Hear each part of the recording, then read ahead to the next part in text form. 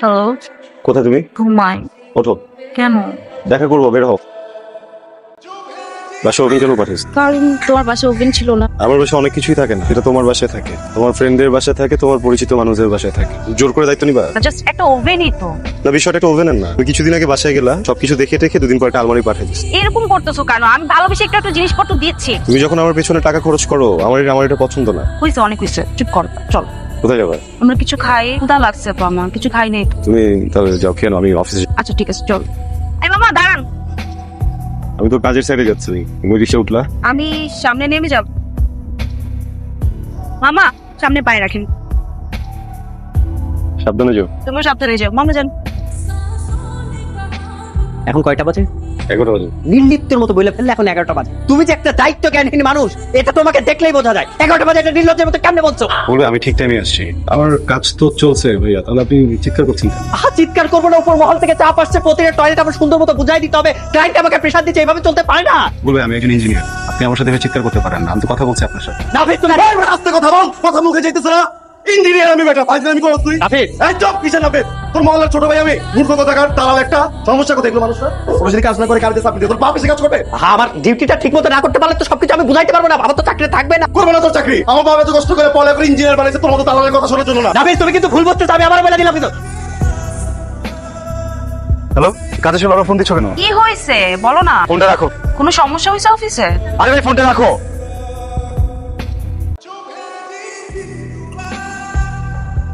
একটু বাজে বিহেভ করে ফেলছি না? আমি খুবই সরি। আসলে ওই প্রজেক্ট ম্যানেজারের সাথে অফিসে খুবই বাজে রকম একটা সিন ক্রিয়েট হয়েছে। আমি চাকরি ছেড়ে দিচ্ছি, বুঝছো? বের হচ্ছিলাম এমন সময় তোমার ফোন আসছে, আমি তার রাগটাই তোমার উপরে। আমি খুবই সরি শাহিন।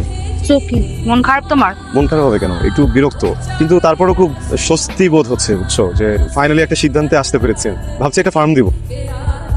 আরে তুমি হাসতেছো কেন? না, ভালো ডিসিশন নিস।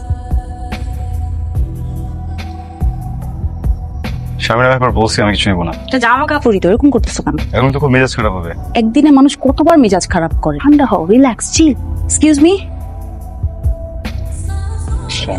এতগুলো টাকা শপিং করার কি দরকার ছিল? তোমার আমাকে দেওয়ার ইচ্ছেই তো। কখনো যদি খুব প্রবলেম হতো আমি তোমাকে তখন চাইতাম। তুই এরকম করো না প্লিজ, কিসকিস করা বন্ধ করা হোক। Come on. হ্যালো শামিম, আমার ফোনে কিছু টাকা আসছে।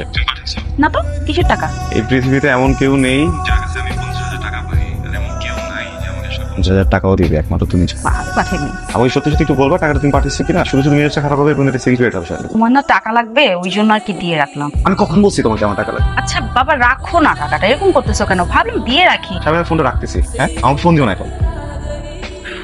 মানুষ 5 টাকার জন্য মরতেছে রাস্তাঘাটে, এর জন্য 50,000 টাকা আমাকে পাঠায়। দেখো ভাই, ভাই যাবে নিউজটা বলছে তোর খবরটাও ওই যে দাও। তুমি না আসলে সেন্টিমেন্টগুলো বোঝো না। কি কথা বলো। কি বলবো? মেজাজটা খারাপ হয়েছে, ইচ্ছা করতেছে না কথা বলতে। সবসময় তো সিরিয়াস কেন হই? স্বামী, তুমি বুঝবা না। তুমি ভালোবেসে আমার জন্য যেগুলো করতে চাও, এগুলো না আমার জন্য প্রেশার হয়ে যাচ্ছে, বুঝছো? আমার অনেক ভয় লাগে। বিয়ে করবো। করবো, তারপরে আমি তো আমাকে সবাই ঠকাচ্ছে, যাকে বিশ্বাস করছে। তোমাকে তো আমি কিছু লুকাই নাই। তোমাকে হারানোর ভয় আমার সারাটা মনে হয় তোকে এই বুঝি হারাই ফেললাম। বিয়ে করবো, ভয়ের কিছু নাই। চলো। আচ্ছা তুমি কোথায়? বাসায় নাকি বাইরে? আমি ফারুকের সাথে একটু কথা বলছি, সমস্যা নাই বলো। আমি তোমাকে বললাম না যে আমার পরিচিত একটা ফার্মে আমি কন্ট্যাক্ট করব, তো ওরা তোমার সাথে কালকে মিট করতে চাচ্ছে। আচ্ছা ঠিক আছে, ফোন দিচ্ছি পরে তাহলে। ওকে, রাখছি, লেটার, বাই। আমি তোমার চিন্তার সাথে একমত। তুমি কেন চাকরি করবে? তোমার ইনোভেটিভ চিন্তায় যদি কাজে না লাগে তাহলে চাকরি তো তোমার জন্য না। এটা আমি অ্যাপ্রিশিয়েট করি। ধন্যবাদ। এটা কি? এটা তোমার প্রাইভেট ফার্মের জন্য আমার একটা ফিনান্স। শারমিন যখন প্রথম আমাকে বললো তখনই আমি ভেবেছি তুমি নিজে যখন কিছু শুরু করবে তোমাকে আমি সাপোর্ট করবো। আমি শুধু রিকোয়েস্ট করবো টাকাটা যেন নষ্ট না। একজন মানুষ যার সাথে আমার কখনো দেখা হয়নি, আমাকে চেনে না, প্রথম মিটিং এ 1 কোটি টাকার একটা চেক দিয়ে দিল। ব্যাপারটা কি স্বাভাবিক শারমিন? তুমি এত অস্থির হইতেছো কেন? না, এইভাবে হয় না শারমিন। আমাকে বোকা বানাও না, আমি তোমার পরিচিত। তাই এগুলো বাদ দাও না। কেন ভাবতে পারবি? আমি তো বুঝতে পারছি এখানে কোনো কিছু একটা লুকাচ্ছ তুমি আমার কাছে। কথার উত্তর দাও। আমার চাচু। তুমি না আরেকবার প্রুফ করে দিলা তোমার চোখে আমি একজন অযোগ্য মানুষ। না না, কথা বলো একদম। আমি গরিব, তোমাদের মতো এত টাকা পয়সা আমার কাছে নাই, আমার বাপের কাছে নাই। আমার জীবনে প্রত্যেকটা মুহূর্তে, প্রত্যেকটা সেকেন্ডে তুমি আমাকে এটা বুঝাও যে আমাকে দিয়ে কিছু হবে না। সরি। আমি নো, আমি শুনতে চাই না। চাচা টাকা আছে, 1 কোটি টাকার গরম দেখো আমার না। শারমিন, আজকের পর থেকে তুমি আর কোনোদিন আমার সাথে কথা বলবা না।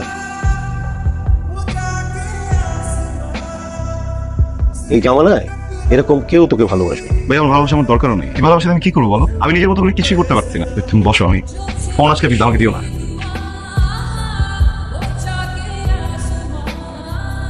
আমিও তার ব্যাপারে খুবই সিরিয়াস, কিন্তু দেখো এত নিবেদিত প্রেমিকা না আমি হজম করতে পারবো না। ভাইয়া আমরা না একটু বসি, আমি থাকবো লামিয়া থাকবে, কথা দিচ্ছি সামনে কোনো পাগলামি করবে না, কিন্তু আপনাদের না দুজনের সামনাসামনি বসে কথা বলাটা খুব জরুরি। শারমিন খুব ভেঙে বসে। তুমি যাও, গিয়ে ওর সাথে কথা বলে আমি আসবো। থ্যাংকস। বসো বসো। ঠিক আছে ভাইয়া, তাহলে কথা বলা এই লামিয়া কাজে কোথায় যেতে হবে না, বসো। তোমাদের ফ্রেন্ড নিশ্চয়ই তোমাদের সাথে সব কথা বলছে। আমি আমার জায়গাটা একটু ক্লিয়ার করতে চাই। দেখো সম্পর্কটা তো মেলা দিনের, এটা নিয়ে নতুন করে বলার মতো আর কিছু নাই। আমি আসলে সম্পর্কটাই আর রাখতে চাচ্ছি না। ওঠার ডিসিশন তুমি নিতে পারো না। ওটার ডিসিশন নিচ্ছি না। তুমি সম্পর্কটাকে এই পর্যায়ে নিয়ে আসছো। আমি যা যা করছি, যা যা করি রিলেশনশিপ থেকে সব আমাদের ফিউচারের কথা চিন্তা করে করছি। নাতি তোমার ভাবলে আমার শারমিন, আমার জীবনের সব থেকে সুন্দর মুহূর্তগুলো তুমি আমাকে দিয়েছো। বিশ্বাস করো আমি তোমাকে অনেক ভালোবাসি শারমিন, কিন্তু আমি নিজেকে হারাতে চাই না। তুমি আমার সাথে যোগাযোগ করো না শারমিন। ভালো থেকো।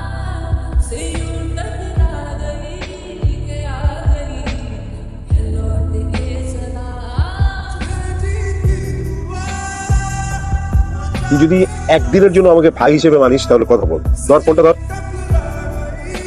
হ্যালো নাতি, তুমি কি শুনতে পাচ্ছ? শারমিন, তুমি কোথায়? ওকে নাফিস, কি হয়েছে? শারমিন, আমার বুকটা অনেক ভারী হয়ে গেছে, আমি ভার নিতে পারতেছি না। তোমাকে একা ভার নিতে কে বলছে? আমি আছি না। তুমি আমাকে কখনো ছেড়ো না। কখনো না। I love you too. I love you more. It's okay.